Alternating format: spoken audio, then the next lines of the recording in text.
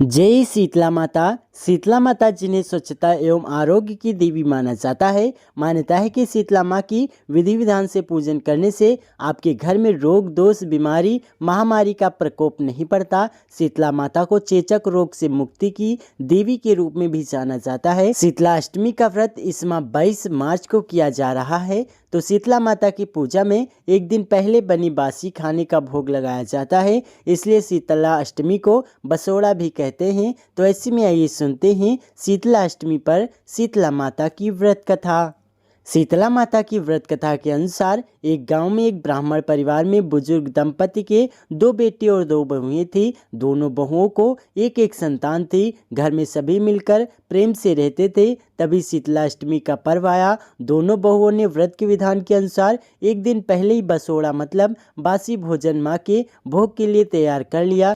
लेकिन दोनों की संतानें छोटी थी। उनको लगा कि कहीं बासी खाना उनके बच्चों को नुकसान न कर जाए, इसलिए उन्होंने अपने बच्चों को ताज़ा खाना बना के खिला दिया। शीतला माँ का पूजन करने के बाद जब वो घर लौटी तो बच्चों को मरा हुआ देख रोने लगी। उनकी सास ने उन्हें शीतला माँ को नाराज करने का फल बताया और कहा, जाओ जब तक अपने बच्चे जीवित ना कर लेना घर वापस नहीं आना। दोनों बहुएं अपने मरे हुए बच्चों को लेकर भटकने लगी। तभी उन्हें खेजड़ी के पेड़ के नीचे ओरी और शीतला 2 बहनें मिली। दोनों बहनें गंदनी और जू के कारण बहुत परेशान थी। बहुओं से उन बहनों की परेशानी देखी नहीं गई। उन्होंने अपना दुख भूलकर दोनों बहनों के सिर से जुए निकाले। जुए निकालने के बाद शीतला और ओरी ने प्रसन्न होकर दोनों बहुओं के पुत्रवती होने की कामना दी। इस पर दोनों बहुएं अपना दुख बताकर रोने लगी। शीतला माता अपने स्वरूप में प्रकट हुई।